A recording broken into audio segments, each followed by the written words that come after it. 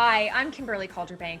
When we started Community Cultures, it was a way to shine a light on all the pockets of fellowship and the series of community that exist when people gather together in support and celebration of one another. Now, during the COVID-19 pandemic, we're shifting ourselves and pivoting to celebrate our friends and neighbors. We'll talk to small businesses making challenging pivots, not-for-profits and charities going above and beyond to keep our city humming, and of course those grassroots organizations that are keeping us all together even when we're physically apart. This is Community Culture's Fitness Flexibility.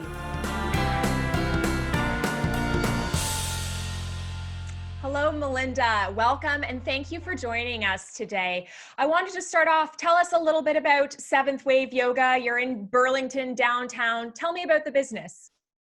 Hi, Kimberly. Thank you. Yes, I'm in downtown Burlington. I've created this yoga studio actually 3 years ago. June 1st will be my third year anniversary. Looking a little different this year, but still all the energy around here. So I wanted to create a space within the downtown community for the downtown community. So Seventh Wave Yoga has been a moving, growing space over the last 3 years, and it is all-inclusive yoga studio. I offer yoga classes with all of my instructors for people no matter where they are on their yoga journey. So whether they're just starting out, whether they're recovering from injury, whether they are a seasoned practitioner, everything in here to create a space for people to come together, to move and flow together, and to basically get more people doing more yoga. I found it really interesting, your theory behind the seventh wave and how things come in waves. Can you just briefly touch on that for me? Yeah, so it's very personal for me, aside from the fact that I love the water and love being near the water and wanted to find a space that was very close to the water. I find that the theory of the seventh wave is they say that waves travel in groups of seven, and every seventh wave is the strongest. As we go through life, we often get hit by a few waves in the face. Some knock us down, some lift us up, but we have to keep traveling those waves. So sometimes we feel an injury, or having kids, or some main event in our life has knocked us off our fitness path. And through yoga, we have an immense opportunity to heal. And that's something that's very personal for me, having not been able to walk because of an accident for nearly 2 years. And what got me back on my feet and moving again was through yoga. So I found that through yoga, I was able to, even though I just turned 55 years old, able to be the strongest I have been ever in my life. Personally, emotionally, physically, the strongest and the most flexible. So I feel that our seventh wave can come at any time in our life. One might say right now we've been hit by quite the wave, Melinda, in reference to COVID-19. And I know you've made some incredible pivots there at Seventh Wave in how you're still being able to reach out to your clients in the community and help them through their journey with yoga. Can you briefly touch on that for me? Yeah, the always here through Seventh Wave is community and connection. That is the message. That is what we are all about.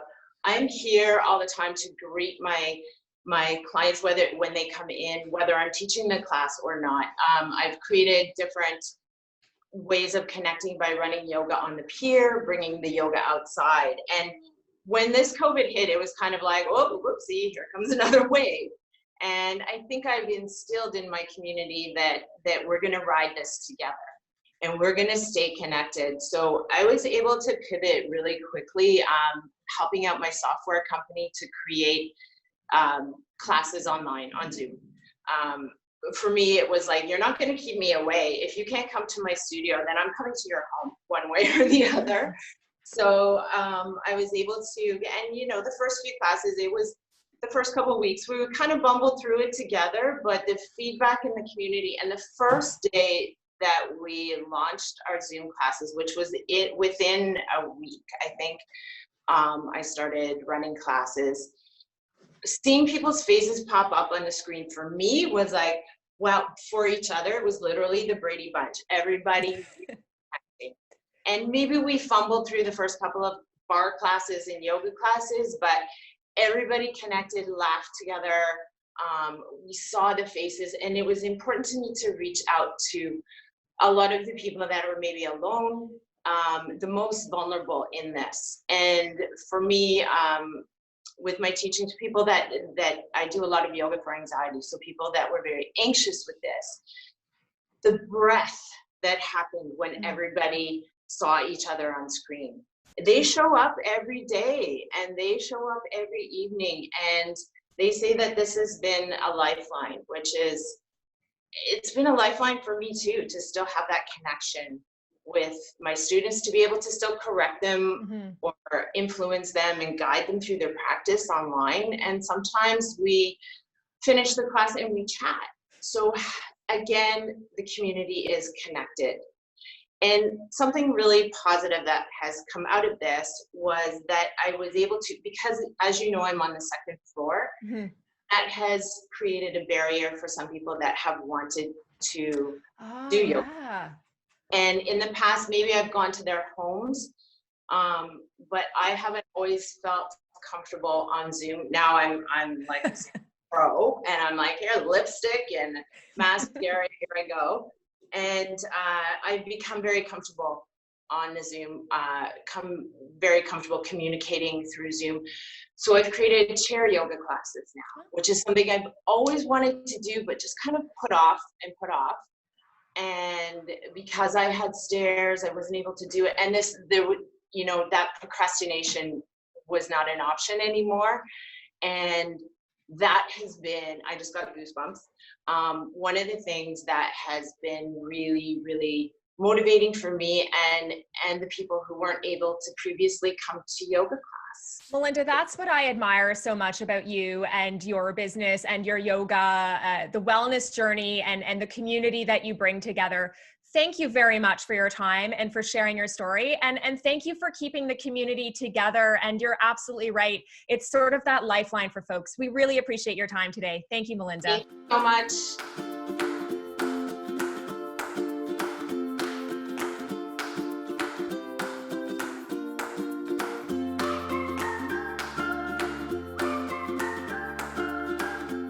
Josh, thank you very much for joining me today from Nova Health Club in downtown Oakville. Tell me a little bit about the club there and what your business model is all about. Well, we've been in business in downtown Oakville since about 2011, and we've primarily focused on one-on-one personalized fitness training for individuals in the community. And that's pretty much been the basis of our business. It's been a lot of hands-on, face-to-face, very close personal contact over the last 7, 8, 9 years. And we recently moved into a new place. We spent the last 3 or 4 years looking for the perfect location, and we were really excited about moving into our new place at the Randall Residences. I'm sure you've probably heard of it. And that's what we focus on, is customized personal training. So we had a hit of COVID here, and everybody's had to make pivots to make sure their business and their clients and everything is taken care of. And you have done some really great things with your website and your social media to share the message of what you've got going on. Tell me how things have changed for you. Well, we were one of the first places to actually say, hey, we're going to close our doors. I was looking at this anticipating it for a couple of weeks before we actually had to close. And I knew something was coming. So I made the decision that, hey, we're going to close a little bit early. I think it's the right thing to do. And as we were planning that, and I was anticipating this, we were testing some online training. We knew this was coming. And as soon as we closed, we had one day where there was absolutely no training sessions. And it was quite scary, to be honest with you. I was like, oh, wow, we actually went to 0. But then the next day, we started seeing that our members are willing to try something new. We didn't have the best, most sophisticated software or methods to be able to continue our training online. But you know what? We just thought, hey, we're going to get the fastest, easiest way to make this happen, to continue doing what we're doing, to be able to help our members and the community, as well as keep our staff working. So I was pretty happy that, within 48 hours, not only did we have methods to be able to transition everything online, but even most of our members decided to come along with us. So been a learning experience, and it's totally new, but it's going well, and we're actually excited by the future of having this as now an additional service to what we previously offered. I think that's excellent that you point out the learning lessons that we have from this and how we can sort of morph and how our business can maybe even improve post-COVID. One of the really great things that I think you're doing as well is that nutritional training, and you've got some nutritional help as well online. We're all at home and have the opportunity to maybe make some extra meals and treat ourselves a little differently while we're at home. Talk to me about the nutritional programs you offer. Well, we've always had it, and a lot of it was face-to-face, as was everything else. But you know what? That is one of the easiest things we can do to transition online, because it's just communication. It's talking and sharing information, whereas our personal training is a lot of hands-on and correcting form and movement. So the nutrition is just online, speaking via email or over the phone or with any type of virtual video conferencing tool. And it's all about just tailoring it to what it is you need. And really that is the essence of Nova, is tailoring everything, whether it's nutrition and whether it's fitness, to an individual, because there is no one size fits all, whether it's food or exercise. We know how important health and wellness is to our journey, especially when we are in our homes and when there are things such as anxiety or a mental illness that might come up when we're in isolation. We know how important fitness is. Can you tell me a little story about perhaps a client or somebody you've worked with that the journey with fitness has really assisted? Well, the key at this time is that we have to either establish new routines or really reinforce good, healthy habits that have already existed. And for the majority of our members, they see this as there's no more important time to work on your health and fitness than now. So really, this is one of the best things that we can do for ourselves, is focusing on good eating, getting to bed on time, following a routine of exercise, whether it's first thing in the morning or whatever it is that suits you. But it's key to just make sure this happens every day during this time. Talk about a forced health reset, Josh, and everything that we've been going through. Thank you very much for your time and working us through this. I really appreciate everything you're doing in the community and helping to keep us healthy and well. And of course, appreciate your time today for joining us. Thanks, Josh. Thanks for having me, Kimberly.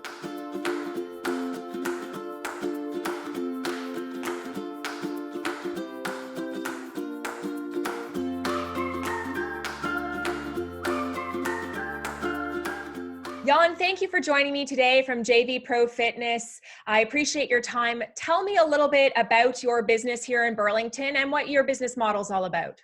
Okay, thank you for having me. My business in Burlington is personal training. We specialize in one-on-one personal training.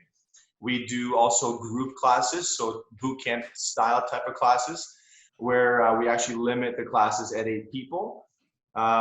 We specialize in the one-on-one attention, so capping the classes off at 8 people, you're still able to get to everybody and get around to see everybody individually, so it's not a big size class.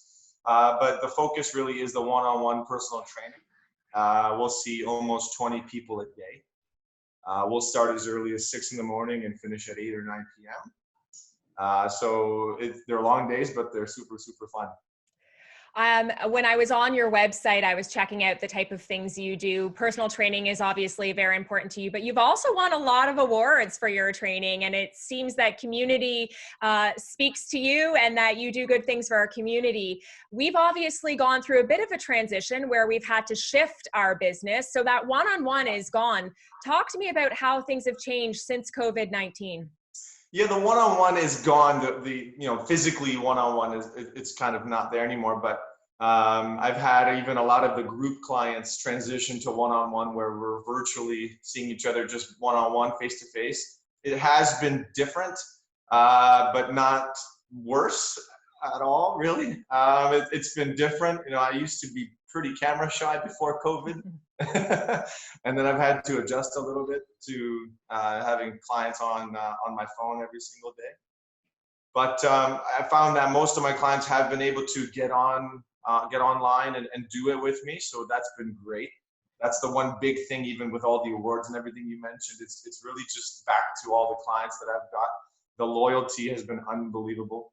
I've had clients for over a decade now that I've been seeing. So it makes it a little bit more comfortable for me to see clients over the phone or over the computer virtually, because I'm so comfortable with them and they're comfortable with me, right? So it's just that much better.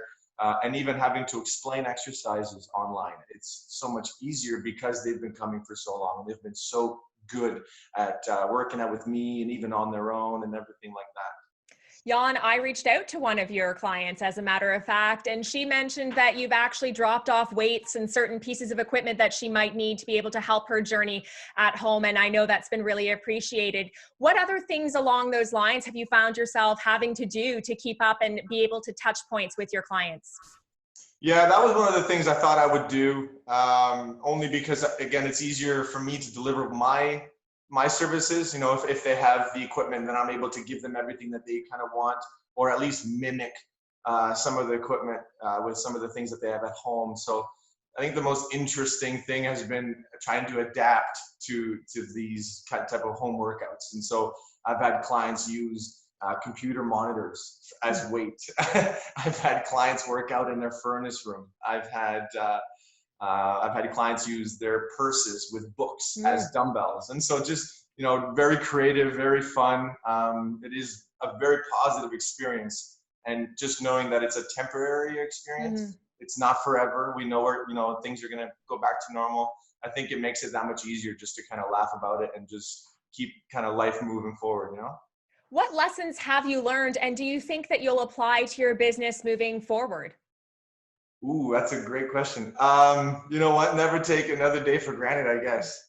And you know, even the clients, like, I would have to give it all the credit back to the clients. I think it's just, I owe everything to them, and even now during these times, right? I mean, there would be no business without the clientele, and so the lesson is not to take a day for granted, for sure. We know that COVID-19, there's a lot of isolation. Folks are staying inside of their house. We're going out for walks, but then back inside. What sort of tips can you give us that you've learned through this COVID process that we can apply to our own fitness journeys? You know what, the biggest thing I think during these times, I feel like I've even taken from this whole experience is that, no, there's no excuse now not to cook at home. There's no excuse not to now go outside and do these things. And so that should be something that we should continue to do.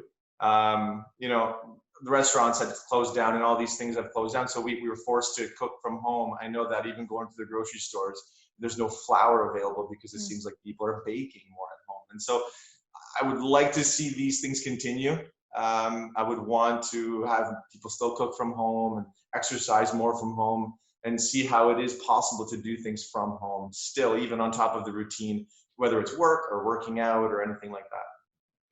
There certainly seems to be more time, but it also flies by so fast. We've also heard part of the wellness journey, the anxiety, and how much working out can really help us out. Anything to lend to that topic? Big time. I'm a huge pusher with how working out is very much a physical benefit, but also a very big mental benefit, right? So I actually have a daughter. She's almost 3 years old. And so that also is huge with, you know, helping you kind of, you know, speed up the day or kind of keep busy and stuff. And so, yeah, I think it's huge and it's very important. Jan, your clients have told us how much they appreciate what you're doing for them and how you're keeping them connected, even though we're apart. Thank you for morphing into your new business model, and we're wishing you all the best on the other side of COVID-19. Thank you for your time today. Thank you so much, Kimberly.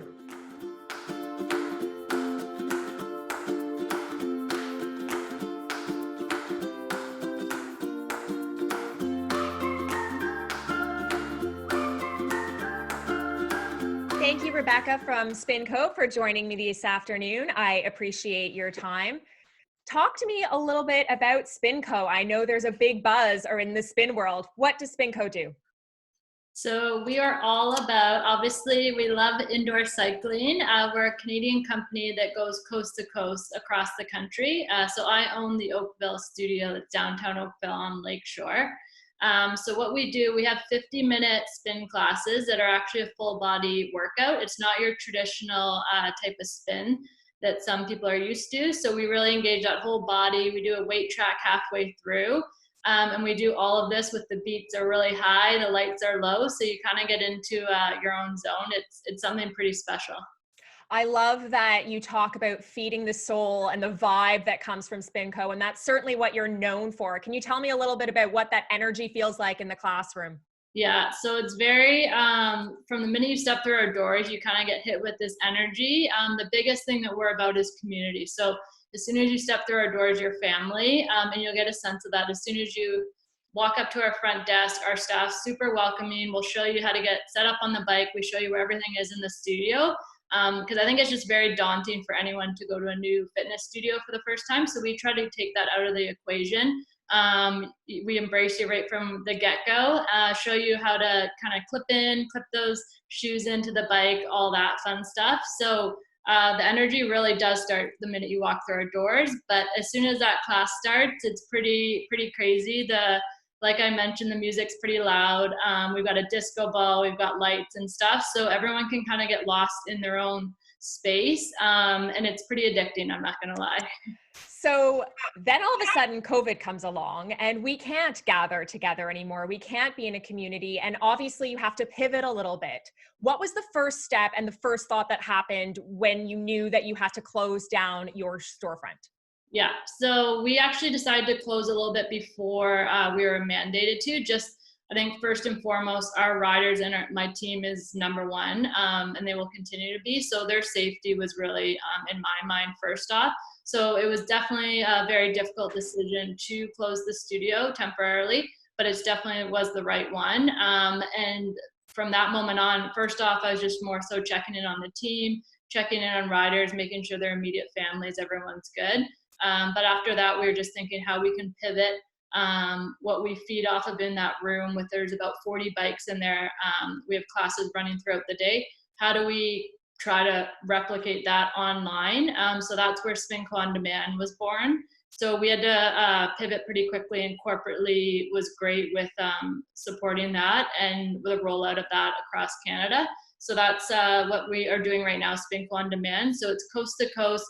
Instructors are recording classes all across Canada. So it's a pretty cool platform. Every day new classes are posted. And so our riders can stay engaged.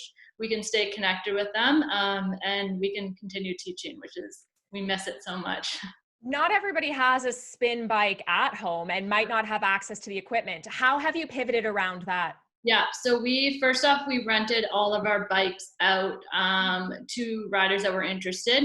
So obviously we wish we could have unlimited amount of bikes for everyone, but that's not the case. So some people did have stationary bikes at home, or even their outdoor bikes they put on a trainer, and we're able to adapt that way. But we also have added in live weight tracks. So we do on Monday and Wednesdays on our Instagram, we do live weight tracks. So I'm actually going to be teaching one on this coming Monday.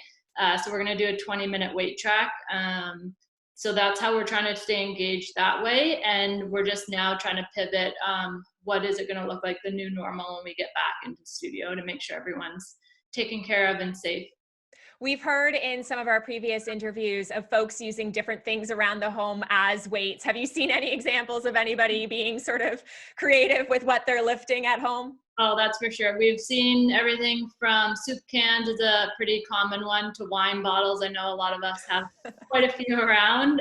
We've seen books. I've even seen dogs. If you get desperate, your furry friends. So honestly, it's all about the connection, and it's amazing to see the riders and our community kind of come together. So one of our learnings is just, how do we stay connected? We have such a strong community and such a strong family. How do we maintain that through this difficult time? And just knowing that everyone's getting hit with this in different ways. So how can we adapt to best be there for our community? You talked about Instagram and posting things on your channels. How much more important has digital media become since COVID-19 for your business?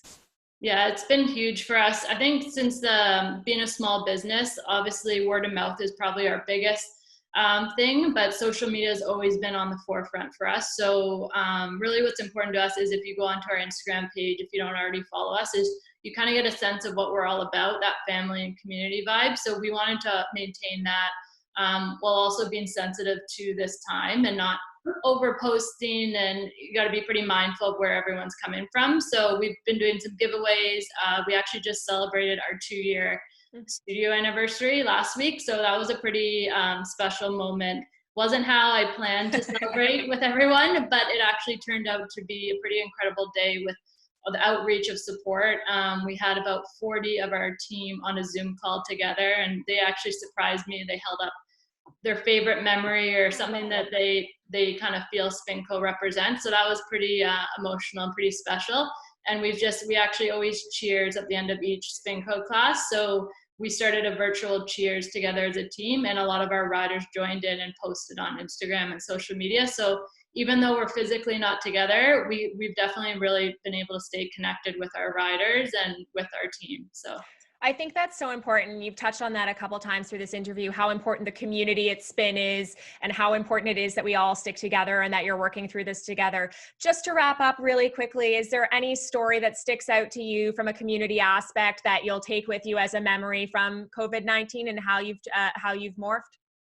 I think just that, honestly, it happens pretty much every day, in different ways. So whether it be supporting fellow Oakville businesses, so whether it's Cobb's Breads, Piazza is one of my favorite restaurants, I feel like that community and that connection is still there, and it's almost stronger than ever. We obviously had construction happen last year, which was a tough one for downtown Oakville. So we really bound together. But right now, I've been talking to a couple of businesses today, in fact, and we're just all kind of bind together, and we're just seeing what we can do to make it through and to come out the other side even stronger. That's wonderful, Rebecca. Thank you for being such a strong community advocate. We know that that's what's going to get us through this when we work all together. I appreciate your time today. Congratulations on your 2-year anniversary and all the best moving forward post-COVID-19. Thank you. Thank you so much. Appreciate it.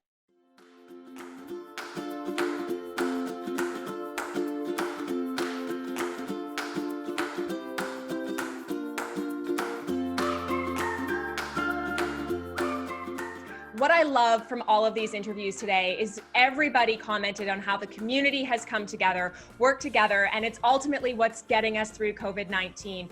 We even talked about how some folks use the term feeding our souls. We're all in this together, and thank you for being a part of Fitness Flexibility.